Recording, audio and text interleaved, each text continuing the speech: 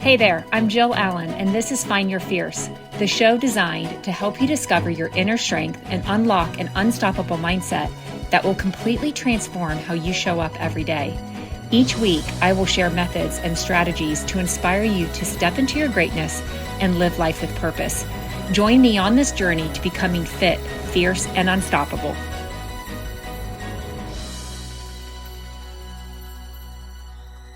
Welcome back to Find Your Fierce. I'm Jill Allen, and I'm super fired up to have you here with us for episode 185. And I got to be honest, in this episode, I thought we were going to be kicking off a brand new series, but decided not to because this is too good to pass up spending time with our special guest today. We're continuing the Through the Mountain series, and we're going to take you on another journey when it comes to hitting the trails, through hiker when it comes to the AT, and this absolutely inspiring story. But before we go any further, I just want to let you know it's awesome to have you here, spending time with you. I wanted to give you a couple of quick updates. First of all, Set Fire is still available on Amazon. So if you haven't picked up a copy yet, now is the perfect time to do so because it is the U+2 deal.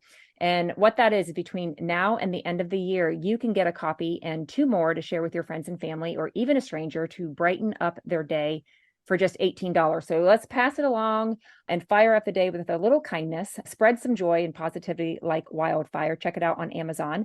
And that's not all, guys. I'm really excited about this. I'm opening up 2 more spots for one-on-one mindset coaching, which is a rare opportunity. And so if you're seeking a little more clarity, confidence, and courage to help you achieve your goals, whatever they may be, please let me know. I'm eager to work with you to help you up level, to break through any barriers that keep you stuck, and to support you in ditching that small thinking and so you can reach your full potential. So go to jillallencoaching.com and click on Ignite Your Mindset. Are you ready? I know I am. So let's dive in. So let me tell you a little bit about Dakota. She is from San Diego. She's actually a friend of a friend.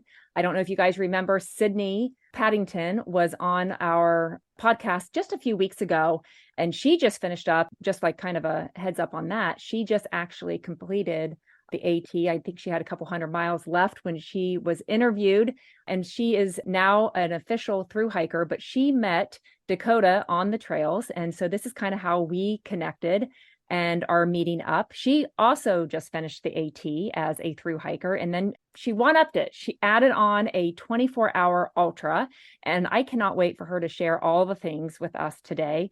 Dakota, how are you? I'm great. How are you? Good, good. Thank you for reaching out. I mean, like, this is phenomenal. I'm glad that we can extend this series with your story because I know it's probably phenomenal and you have all the secrets and tips and everything that you can share with us when it comes to backpacking 2,000 miles, 2,200, right? 2,198.4. Yeah. Oh my gosh. This is I know. incredible. So you just got off. I mean, when did you complete? I completed the trail on October 24th. Okay. So how's life treating you after the trail? I'm sure it was a Well, big difference. it's a big transition period right now. I was not rushing to return to what I've been calling, quote, the real life. Mm-hmm. I loved my time out on the trail so much. As I approached the end, I was ready for it to be over, but also at the same time, I didn't want it to be over. But now that I'm back, I'm surrounded by friends and family. I have a lot of support. And so I'm just getting back into the real world, getting used to having air conditioning and a bed to sleep in every night and a refrigerator where I can eat fresh food every day. It's quite nice. Oh my gosh. How long were you out on the trail? How long did it take you? It took me 160 days. Okay. So I started on May 18th, Okay. and I was a flip-flopper, similar to Paddington. And so I had a very similar plan as her. I started in Harper's Ferry, hiked north to Katahdin, and I summited Katahdin on August 14th. Okay. And then I went back to Harper's Ferry and then started going south. But I say 160 days because I kept a journal, so I tracked each day, but it was, a little over 5 months. But there were a lot of breaks within there for various reasons. So I would say like actual hiking days, I think I had about 28 days that I was not hiking, 0 days, we call them. So Okay. You guys beat yourself up over that? there's different mindsets Yeah. would say no. Some people are very hardcore and they don't want to take 0 days and they just want to go, go, go. Mhm. My mentality was twofold. One, I think for your physical body to be able to continue to do this extremely hard thing, you need to rest. I think most athletes will agree with me that resting days are almost just as important as the days that you push yourself. On the other hand, a lot of my zeros were taken for the fun of it. Awesome. I really love the hiking, but some of my favorite times were the days I took in the towns to hang out with other hikers, to explore a town I've never been in before. And so sometimes they were not needed days, but they were wanted days. And those are good for the mental aspect of the hike. Yeah. Oh, that's awesome that you were able to take that time to pause and soak it in. I mean, there's so many of us that just go, go, go and just barrel through the biggest blessings in our life, and they're right there. And so that's awesome that you were able to kick back a little bit and enjoy the entire process. What prompted you to get on the trail on May 18th? Well, I had been thinking about hiking the Pacific Crest Trail, actually. I'm from the West Coast, like you mentioned, and I've always known about the Pacific Crest Trail. I had left my job earlier that year and moved to Argentina, and I wasn't able to stay in Argentina as long as I had planned or hoped for. So instead of going back to the job I had been in, I started looking for other options. It's rare nowadays, once you're in a job, you don't really get significant long periods of time to go adventure, to go explore. And so whenever I have breaks in between jobs, instead of rushing back into another one, I try to see, okay, what can I do with this time? And so the way my thought process went was, I've always wanted to hike the PCT, so I was looking into it. And for those of you who might have been paying attention to the weather in the Sierras this year, it was absolutely crazy. The Sierras experienced some of, if not the most snow that they've ever had recorded since the research buildings were placed on top of the Sierras and they started recording. So, having grown up in San Diego, I don't know a whole lot about surviving in extreme cold and snow. And I decided that maybe this wasn't the year for me. I didn't want to die. And so then I went to the next option, which was okay, what if I go do the Appalachian Trail?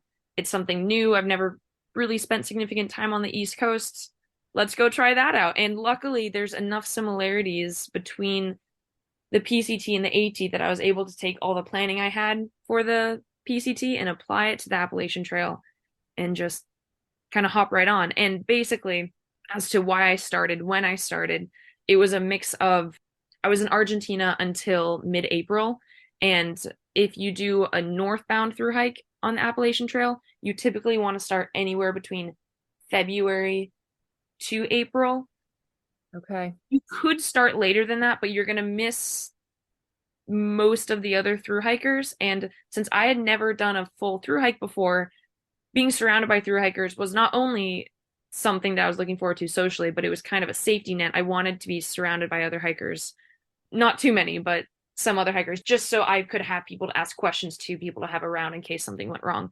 So then I looked into other options, and the other options were southbound or a flip-flop. And I did some research on southbound, and I know a lot of southbounders love it, and I'm not going to take away from that, but there's a lot of pros and cons. And after reading them, I decided the southbound hike wasn't worth it for me, and I wanted to try out this flip-flop. And, I'm happy to talk about, there's a lot of benefits about a flip-flop hike, which, yeah, I'm happy to expand on. I would love for you to. And one, I want you to touch base too of what were some of the negative reviews of doing a southbound first.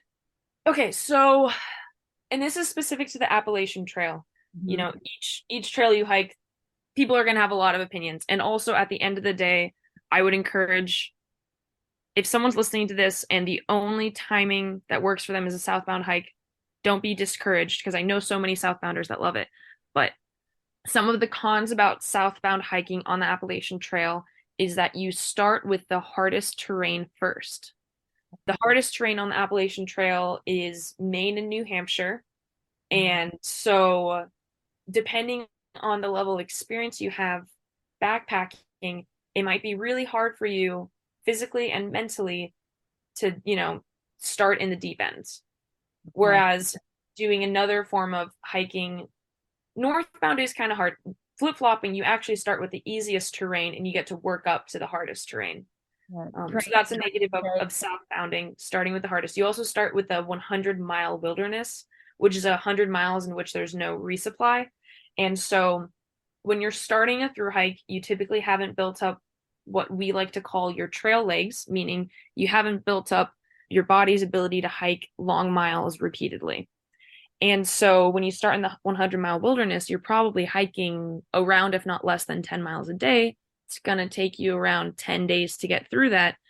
There is a company that will drop off food for you right in the middle, but still, so you're going to have to pay a little bit extra to make that happen. And you're going to have to carry at a minimum, 5 days of food probably to reach that midpoint, get a new resupply of food, and then do another 5 days. And it's just a lot of food. It's a lot of weight that can affect you mentally and physically in terms of how you view your ability to continue on. Other things, typically when you start a southbound hike, you have to wait until Baxter State Park, which is where Mount Katahdin is located, and they don't open officially until middle of June, and that's for safety weather reasons. So you start mid-June and you're heading south, and there's always some kind of timeline when you're doing a through hike like this. And when you're heading south, you don't want to be on the trail, much later probably than November, because you start getting a lot of snow and it's going to get hard. So you kind of have a shorter timeline between June and November. Also, when you start up in Maine in June, it's black fly season. A lot of people commented that as a negative.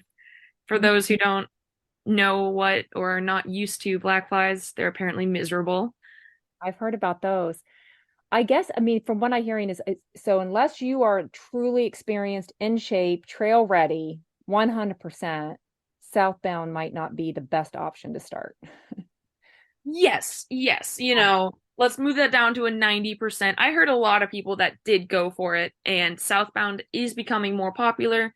So another negative is there's not as many people going southbound, but it's becoming more popular.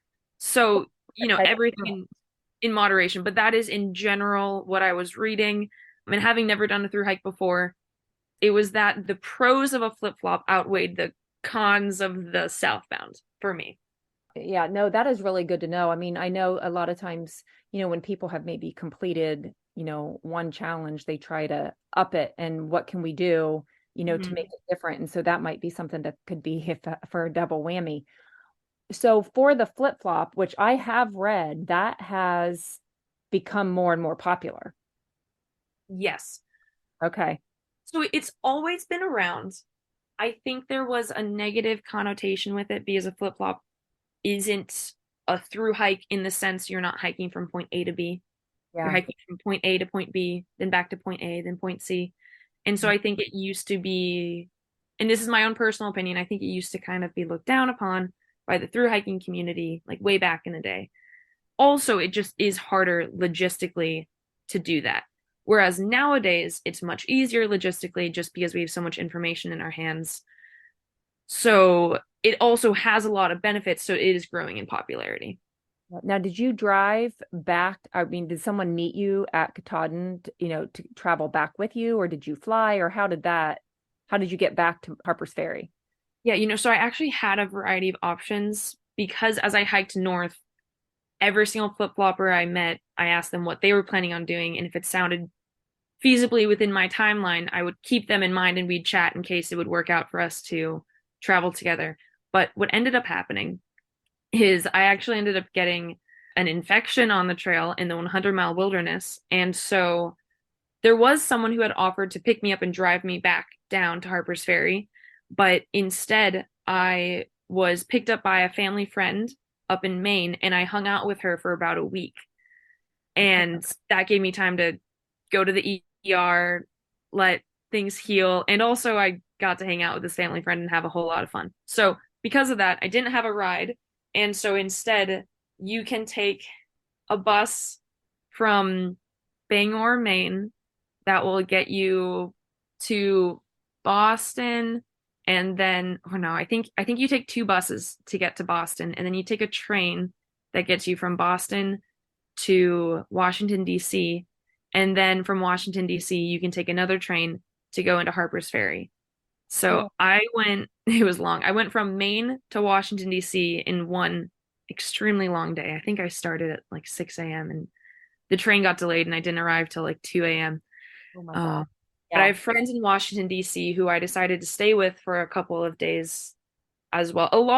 Many of my days off, like I mentioned earlier, were me taking advantage of being out there, getting to see people, getting to see places. So I took a couple more days in Washington, D.C. before I hopped on that train out to Harper's Ferry. Yeah. Yeah. I know there's a lot of planning on this and even financially. I mean, I've read anywhere it takes between, 6 to 8,000 for 6 months, on average. Do you agree with that or what did you find? I know if people like a little bit nicer accommodations and more frequently, obviously it's going to be a little bit more, but what did you come up with? Well, so I have always been very financially focused, and having quit my job a couple months before I even started the trail, I knew finances were going to be kind of tight, but I actually thrive on that. I love living within a budget and seeing just how little money I can spend. So, yeah, there's definitely a wide variety of ways you can approach the trail. And I actually wanted to tell you about this in case any of your listeners are interested. So I blogged along my time on the trail. And one of the posts I made, I broke down at the halfway point. I plan on doing another post soon, which discusses now that I've finished. But as of right now, the only thing I've posted is at the halfway point, I broke down my finances. I said, this is how much money I have spent on gear. This is how much money I spent on transportation. This is how much money I've spent since I've been on the trail buying food, staying in hostels. I would say easy, expect $1,000 a month, and you can easily spend more than that, but you can also cut that down if you're willing to. And like in the real world, if you want to spend less money, it just kind of takes mental fortitude to be able to say no. And so for me, ways that I saved money on trail, if I stayed at a place in town, I would stay in a hostel, not a hotel, save a lot of money that way. And then, if possible, I tried to minimize the number of nights I stayed in a hostel. And so, one way you can do this is you can Nero into town. So you hike up to 5 miles of the town border, spend the night there. The next day, you hike in really early in the morning, get all your town chores done, buy your food, and then if you have the strength, you hike back out. We actually call that a hero because you're a hero if you can go into a town and decide not to stay the night. Typically I would end up Neroing. I would hike in, find the most affordable hostel I could, leave my stuff there, go get my town chores done, treat myself to one night in bed, and then force myself out the next day. And so if you don't Nero in that first day, you might end up spending 2 nights there, or it can be really easy to get vortexed in a town, which is the terminology we use for when hikers are really enjoying a town, so they just keep staying. Another way that I saved money on trail is that I would ask hostels if they would be willing to let me do a work for stay. Okay. So I'd say, like if you need any help around the hostel, can I help you out? And in exchange, I get a bed. Yeah. Uh, when you're going into town, some of the towns you can walk right into. Some of the towns are off the trail by a couple of miles, and most of the time that will require a car. And so there are shuttle services up and down the trail. And while I'm so grateful to people who are willing to be shuttle services, they're typically kind of expensive. You know, you're out there in the wilderness, you need a car, they can kind of charge whatever they want because what are you going to do? There like a directory? I mean, if you have the shuttle services, personal Uber drivers that might not be Mhm. with Uber, you have hostels. Is there a guide for you Yes. guys? There is. Okay. Okay. Yes, yes. So there are a variety of guides that Appalachian Trail through hikers can use. There are paper books you can carry with you that are updated every year, and they give you all the information you can need, the elevation profiles, information about the water sources, information about roads and where they might lead to, and they tell you about hostels and shuttle services and places to get food on the trail. And then basically you can get all that same information on an app that is now accessible on our phones, which is what I use. The app is now called Far Out. It used to be called Gut Hook, but it's been either, I don't know, bought out or rebranded. It's now called Far Out, and it gives you all this information. Sometimes I felt like it was too much information because I never had to wonder what I was going to do. I knew exactly because it's just right there at my fingertips. And so that is how you can find shuttle services. They have the phone numbers, and you can read reviews. Thru-hikers will comment and say, this shuttle service was very reliable. They showed up on time. Or, this shuttle service just never showed up. Or they'll even comment about trail angels, which are people along the trail who do things out of the kindness of their heart for hikers. And often they'll do it and ask for no money in return, or maybe just a donation. And so I often sought out those trail angels because they were typically more affordable. A shuttle service could be $50, but a trail angel might only cost $10, or they might ask for a donation. And I want to help support them because they are helping people like me who cannot financially afford the $50 shuttles. And They so, really want to help you. yeah, They love it. Yeah. They yeah, want you to take advantage of them. yeah. So I would try to, if I could, reach out to trail angels. And then if there was no other option, I would hitchhike. And I'm Yeah. not necessarily wanting to promote that because I can talk about that. I absolutely loved my hitchhiking experience, but there are a lot of safety concerns that should be, kept in mind if you're planning on hitchhiking. So I'm not here to promote it. I think you should only do it if you have certain safety things in place and if you feel comfortable, and ideally if you're with other people. That's the Mhm. best way to do it so you're not alone. So you hiked by yourself. I did. Okay. Yeah.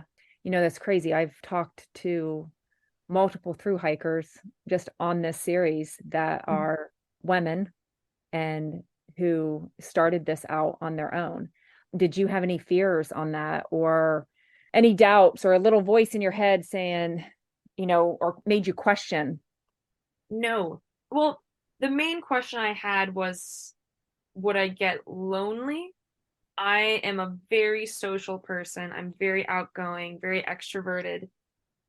And that was probably my biggest concern. It's funny because I was actively trying to dissuade people in my life from trying to join me. I went into this wanting to do it as a solo journey. Hmm. And so I expected I would join a tramily, which is a trail family. I expected I would join one of those on trail and make amazing friends who I would be with the entire time, and that would be my experience. And I ended up hiking pretty much alone the entire time.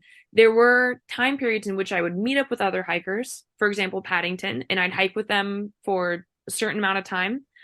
Sometimes that meant literally hiking with them on the trail or just meeting up with them at the end of the day. But typically those would always end. And interestingly enough, I found myself ready for those things to end. And I was enjoying the solo part of this hike.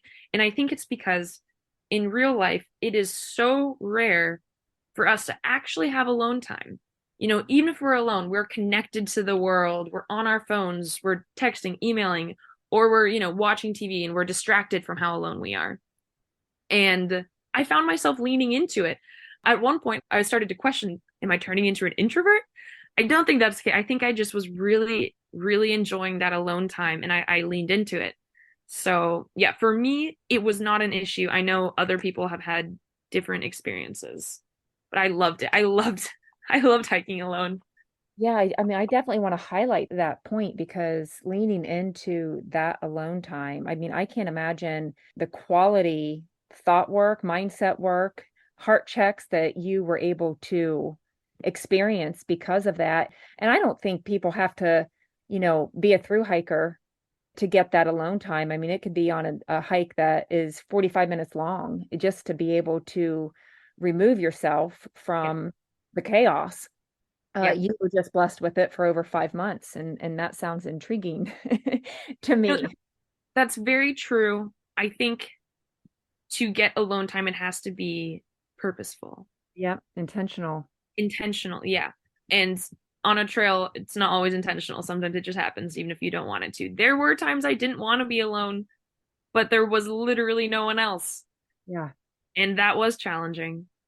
I was going to ask you, what was your most challenging part of those 5 months? So it's funny. The most challenging part for me was after I had flipped down from my northern section of my hike, and I went back down to Harper's Ferry and I started hiking south. That was my most challenging part. And it was for a variety of reasons. Going north as a flip-flopper, you do interact with a lot of the nobos, the northbound hikers. And so you still see a lot of people on trail. Even if you don't hike with them during the day, you're gonna see people at the shelter. So you kind of get your social needs filled that way. And then you flip south. And for most flip-floppers, when you flip south, you're going to be slightly ahead of the southbound hiker, the southbound bubble. And all of a sudden, there's no one. And I realized I was really enjoying hiking alone, but I liked that I had the option to interact with people at the end of the day, should I choose. Also, when I flipped back down, there was a heat wave going on. And so it was extremely hot, extremely humid. It was also like a drought, and there was no water on the trail. So whenever I wanted to get water, I would have to hike off the trail to some, civilization building to get water. And it's all, for me, it was all mental. And the thing that started to wear on me the most, which I would never have guessed, was the spiders on the trail. So on the trail, if you're the first person to hike out in the morning, you walk through a ton of spider webs. And I'm out here in San Diego on the West Coast. When I go hiking, it's a lot of desert hiking. I'm not hiking through spider webs. I guess this is more common on the East Coast. I was not aware. And I also was never really the first person to hike out in the morning because I just took my mornings a bit slow, or at least I was slower than the, extreme 4 a.m. people. So when I was finally alone and I was walking through spider webs just all day, every day. And it wasn't stopping after the morning. It just kept going because I was in sections where there was no one else. I wouldn't see people for days. And I just got so sick and tired of these spiders, of just finding spiders, dangling from my hat or just crawling on my body, just all the time, these giant spider webs. And I would take my hiking poles and swing them in front of me to try to break the spider webs down. It didn't work. I don't know why it didn't work, but I was still getting covered in them. So it's small things like that I didn't expect that started to wear on me, in addition to the heat, the lack of people. And I hit this point, and I knew I would hit a point. I never thought I'm going to get through this without struggling. And I just didn't know when it would come. And I always figured it'd be a mental thing. Yeah. And that was my biggest issue. It wasn't physical. It was mentally. I was just getting to a point where I was so done. I was just so done. I didn't want to go walk through 100 more spider webs that day in the heat, So there were times that you wanted to quit. I mean, you're sharing that story. I mean, I think I would have cried with that amount. I mean, day after day. I mean, there had to be a breaking point or a human moment. Yeah. I would say that I never got to the point I wanted to quit. Okay. I just wanted to take a break. I wanted to, luckily for me, right as I was in this really rough point, my mom came out to visit me on the trail, and my cousin also came out.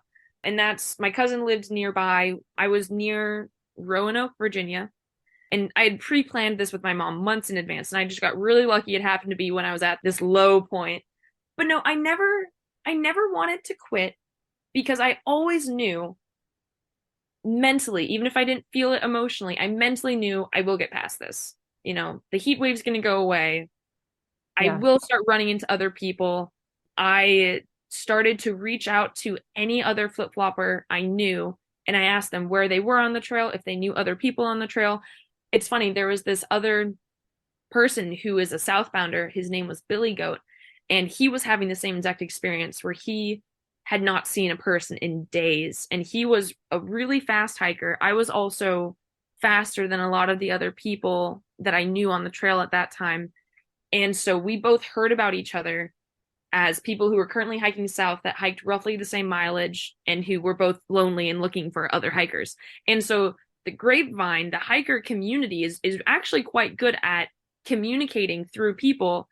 And so, yeah, I would say that. So that's how I mitigated these feelings I had. One, I got off trail. Like I said, taking 0 days are important for your mental health. So if you're really at a low point, treat yourself. You deserve that day off. You have no idea how much it'll help. So I got off trail actually for a couple of days, spent time with family. sat in air conditioning. And I got in touch with people. I took the initiative, I reached out and I found other people. And so that really helped. But yeah, I guess I want to say, I think it's really important maybe to just keep in mind knowing that we all go through these really tough periods. And there's nothing wrong with taking a break, but just, even if it doesn't feel like it, I think if you mentally tell yourself you will get through this and you just keep pushing, this was my strategy. Yeah. You do get through it. And, a week later, I was back to enjoying myself. Yeah. There's so many things that are just so relatable, to life, whether you're on the trail or, you know, raising families, working the career, doing all the things, things do get hard. And what I'm hearing from you, I mean, even on the trail, that connection with people is everything. At the end of the day, it's, the people that we spend time with, that lift us up, build us up, and as well, taking that break, pausing, slowing Mm-hmm. down a little bit, and especially, I mean, you listened. I mean, if you were having a tough day, you understood. I mean, how many of us that just ignore that and we fall apart? And so I just love the fact that you were able to listen and take those breaks when you needed. I know you mentioned Billy Goat, and I know that we've talked about names on the trail. Tell us about yours and how you got it. So my trail name was Reset. And the reason for this was because I kept resetting my trail name. In the real world, I've struggled with indecisiveness for a while. That was actually something I wanted to work on when I was on the trail. But also, trail names are really big. It's what everyone's going to know you as. Once someone gets a trail name, you have no idea who they are in real life. Sometimes it's shocking. Sometimes I didn't want to know what their real name was because their trail name just fit them so well. And I didn't Mhm. want to break the reality we were in on the trail. So I was very stressed about getting the The right perfect. one. Yeah. Yeah. So people kept suggesting trail names to me, and I was like, maybe no. And I just kept doing this over and over. And eventually I got to this hostel. It was a few weeks into the trail for me. And I walk in, and everyone's like, hey, what's up? Who are you? And I was like, nice to meet all of you. I technically have a trail name, but I want to change it. So I'm not going to tell you guys what it is. Because if I tell you, I won't be able to come up with a new one. It'll be in your head. So then, I wigged everyone out because they didn't have anything to call me, and everyone was very stressed about it because they wanted to be able to talk to me. And it was so comical because there was about 5 people and we were chatting and I was telling them this and they were like, no, you have to give us a name. We have to be able to call you something. And then, running down the stairs comes someone who I'd met on the trail a week ago and he yells out, at that point, my trail name, I think, was Jukebox. And Mhm. so this guy comes running down the trail and he's like, Jukebox. And I'm like, Yep. shoot, everyone heard it. It was just really funny. Everyone was cracking up. And then immediately that night, everyone in the hostel convened and they're like, okay, we're going to get you a name. I found it so funny that they were all discussing, what potentially my trail name could be. And I was talking to them and I was like, guys, look, I'm just going to keep resetting my trail name until I get one that I like. And this one guy was like, that's it. You should just be Reset. And I was like, yeah, I like it. So I Oh, started it. so good. Have you become more decisive? Did In that work? some ways, I thought I had, and then I got back to real life, and I'm not going to say I'm a decisive person now, but I had some methods to deal with it before the trail, and I applied them on the trail, and I think I improved. And mainly, I'm very good now when I recognize that I'm in a moment of indecisiveness. And what that means for me is I will just fluctuate back and forth between two things. It can be as small as, do I want to buy these grapes? No, I don't want to buy these grapes. Yes, I do want to buy these grapes. No, I don't need these grapes. And I just go back and forth. I used to just get really stuck in that. And I would spend a ridiculously embarrassing long amount of time stuck on mundane decisions. And now I recognize I'm in it and I can break myself out of that and just say, okay, just pick one. So Yeah. I still kind of get caught in that, but I break myself out of it a lot quicker. Well, and now that I mean, that's the first step. When now you can choose better, do better, or, work on creating a new habit. Okay, so you get back. and you decide, and I love this part, and this was speaking my language, you hopped in a 24-hour ultra. I mean, and I had never heard of that. I mean, because I asked you like, oh, what mileage? And you said, well, it's actually 24 hours. Tell us a little bit about that and Yeah. how'd you do? So I, before I got in trail, I got in touch with a good family friend, well, relative of good family friends that I had never been in touch with before, but she had through hiked many of the trails in the US. And so I peppered her with a million questions about how to prepare for through hiking. Her trail name is Popsicle, and she's also an ultramarathon runner. So she was extremely helpful, gave me a whole lot of guidance. She actually was a ridge runner for a time on the Appalachian Trail, and I got to meet up with her. Very first time we ever met in person was on the trail.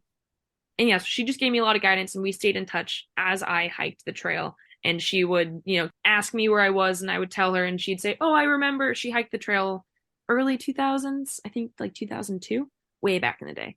So when I was finishing up the trail, she reached out to me and she said, "Hey, I have an ultra marathon in the area." She's currently trying to run a 50K in every single state. And so Oh, she reaches out, says, "I have an ultra marathon. It's within a half day's drive of Georgia. I could come out early and support you your last week on trail." And what that means is I said yes. And she came out and slack packed me each day. And for those of you who don't know that terminology, it means I gave her all my heavy stuff, all my, food, cooking, sleeping bag, tent, all the heavy stuff. And I would just carry with me during the day, a mm, day pack, essentially. And that is huge because after months and months of carrying yeah. 30-ish pounds on your back, when it all of a sudden gets reduced to 5, you feel like you can fly. Yep, you're flying. Yeah. And so she came out and she supported me my last week on trail. It was extremely helpful. And while she was out there, I just had this idea that popped into my head, which was, at that point I was hiking anywhere from 20 to 25 miles on average. And it wasn't a struggle. It was just like typical day, you know, if I wanted, I could do more than 25 and I wouldn't feel additionally sore the next day. And while she was out, I actually decided to push myself and just see how far I could go. And so one day on trail, I went 40 miles. And I mean, for me, a huge reason I wanted to do a through hike in the first place was for that physical challenge. I've been an athlete my entire life. And well, I guess so I played a little bit in college. And after college, I stopped being in as competitive of an environment as I was used to. And so I was super excited to get back into an environment where I could really push myself. So that was something I focused on while I was on the trail. And she helped me with that. And as I'm doing this, I'm thinking to myself, I wonder if I could do an ultra marathon. So I was asking her about it. And I knew nothing about ultra marathons before this, but I also knew nothing about through hiking. So that didn't scare me. And she explained to me there's many formats that make up an ultramarathon. And for anyone listening who's an official ultramarathoner, if I explain this wrong, I apologize.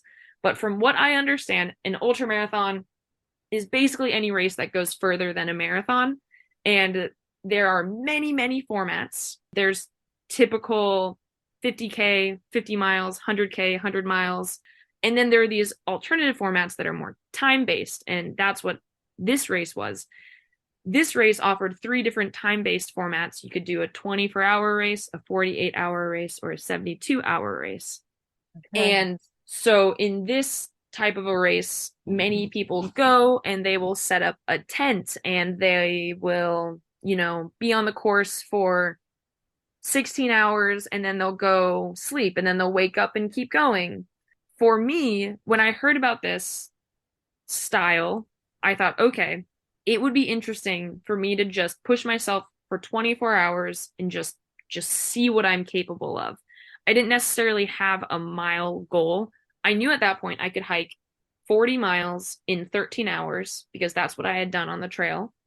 And I would have less weight on my back because in this course, you could stop by. They had food, they had a food station. You could just stop by and pick up food almost every mile. And there was a bathroom every mile. So you didn't have to carry anything. So this Uh, was as a loop. it was, yeah. So this was a loop style, Okay. 1 mile which when I first heard of it, to be honest, I thought sounded extremely boring. 1 mile loop on repeat for 24 hours. I thought I'd go crazy. Yeah. Because something else that's great about the trail and something I love is you're always going forward into something new. So I was a bit hesitant about this loop course, but there are a lot of benefits in what I just described that you can get. There's a basically medical tent every mile. There's food every mile. There's water every mile. And so I was like, this is an ideal situation for me to just push my body as hard as possible without fearing the consequences. Because, even if you're through hiking, if you're on the trail, you want to push your body, but you have to be wise. You don't want to push yourself to delirium because you're in the wilderness. But I knew in this case on an ultramarathon, I could push myself to delirium because, worst case scenario, I start walking in the wrong direction and someone comes and turns me around and makes me sit down and drink electrolytes. So that's why I decided. Yeah. Yeah. So how many did you get? Okay, so I ended up going. So yeah, like I said, my goal was to go an entire 24 hours and just see what I could do. And I ended up going 80 miles. So I actually walked most of it.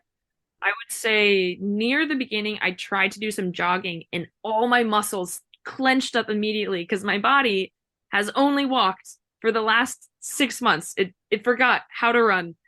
And so I had a 25-mile warm up in which I was just walking and warming my body back up before I was able to start jogging. But primarily, I walked the majority of it and I just kept going. I just went through the entire night. And yeah, by the end of it, I had gone, it's something like 79 point something. But yeah, I'd gone 80 miles, which to me was just absolutely insane. My legs were jello. As soon as I sat down, I did not get up again. My feet, I rubbed off like all the skin on my feet. It was an experience. And recently they just released the stats from that race. And I didn't really have expectations for how I would do because I'd never been in an ultra marathon before. I expect the popsicle who took me to do this ultra marathon with her, she's been doing this for years. I was like, all these people have a lot of experience. I'm proud of myself, but I had no expectations for what I would do. But when the stats came out, it was super awesome. I looked, and overall in the 24-hour race between men and women, I was ranked 7th. I had gone the 7th most miles of anyone on the course that had done 24-hour race. But within women, I had gone the furthest. Wow. I was just, yeah, like on cloud nine. yeah. This is so good. How many people? I mean, I love that. I love that challenge, to be able to commit to that. How many people can say that this is what we set out to do and you did it, Yeah. And there were some times in the middle of the night when I was walking, it would have been so nice and easy to just pull off and go to sleep. Honestly, at some points, I thought I was falling asleep as I was walking. I started talking to the strangers on the course and I was like, hello, can we talk? Because I'm falling asleep and I need to talk to someone. Oh, congratulations to you. I mean, yeah, that is incredible.